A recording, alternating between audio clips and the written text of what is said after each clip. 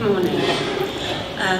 I'd like to share with you today some work that we've been doing at the British Library with my colleagues Gail and Paul on investigating whether or not we could make a phytate gel to do in-situ treatment of iron galling.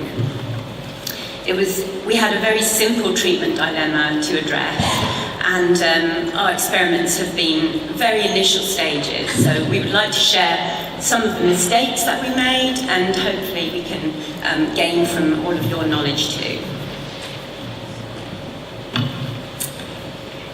The collection at the British Library is over 150 million items. These range from books, scrolls, birch bark, papyrus, huge range of materials. So we have a relatively large conservation department. And a huge remit of tasks that we have to carry out, from supporting exhibitions and loans to treatments on collection items, both in the studio, in-depth treatments, and also more first aid treatment. We don't have a great deal of time for scientific research, but hopefully here, this has been a very important project for us. So what is the problem with iron galling? Iron galling is one of the most important writing materials in Western culture and has been around since the 2nd century.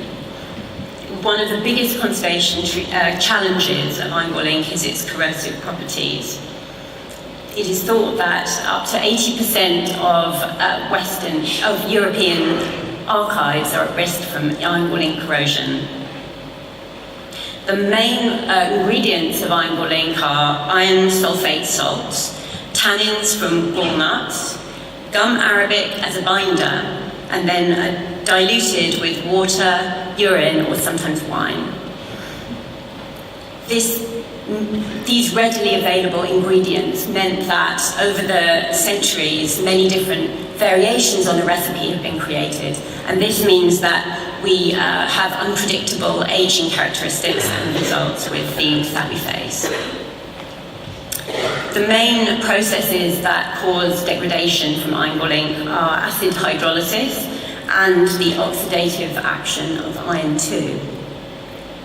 These together cause acidity in the substrate, and sometimes we can see the ink actually dropping out of the paper sheet, and sometimes complete loss of the text.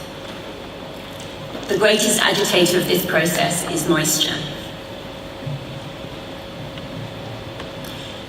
So what do we currently do at the British Library to treat these things? Well, one of the things we've been working on recently is thinking about our treatment decision-making and how we might guide conservators in our department through this process. It's very tailored to each object, and we often use a risk assessment process as well. These two things combined can help us to reach and justify treatment decisions for a variety of different objects.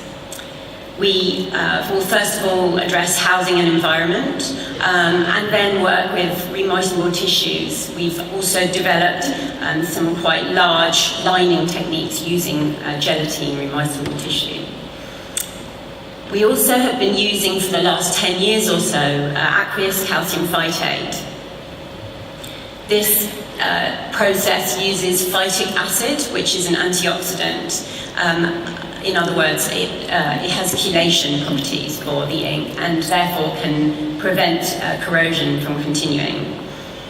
However, this is an immersion technique which doesn't address bound items, those with sensitive or delicate surfaces, or it doesn't really preserve surface characteristics or historic evidence as quite an inventive treatment. So we wondered, can gels help us with this treatment dilemma?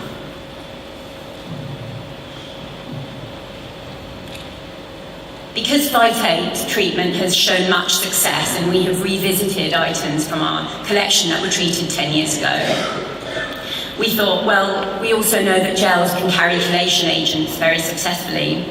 And additionally, recent research has shown that iron gall ink can withstand relative humidities of up to 80% without causing extra damage.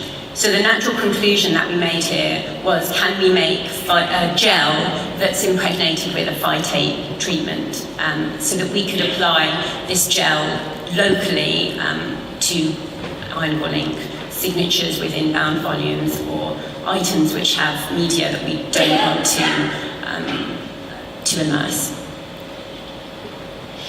Our project aims were, can we apply a water gel to iron gall ink without adversely affecting the ink or paper? And secondly, can we actually incorporate the phytate into the gel and apply it locally to chemically stabilize the ink? Initially, it was playing with materials, really. We wanted to see what would happen with the different materials. We were quite early stages in experimenting with gels.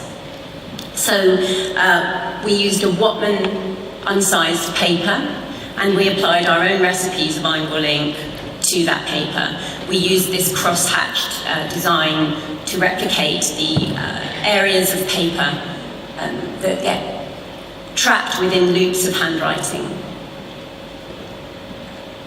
The 3 recipes that we used for our own iron gall ink were a balanced one where the iron and gallic acid were equal, one with excess iron and one with excess acid.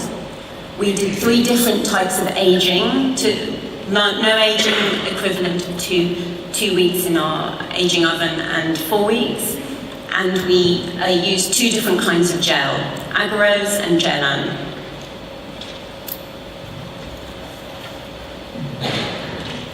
Here are some photographs of us carrying out the experiment. You can see we have used some UV to determine tide line development and FTIR spectroscopy to search for residues and signatures of the degradation of paper. The small baggies that you see in the bottom there are us carrying out a control using the traditional aqueous calcium phytate treatment. The main observations that we made were that gels did appear to work. Pink strip indicator paper was used to determine the outcomes. This was both a good and a flawed idea, and I'll get onto that in a moment. The phytate gels work slightly better than plain water gels, and all the gels work better on balanced recipes, which is consistent with the unpredictability of the unbalanced recipes of ink that we find in general treatment.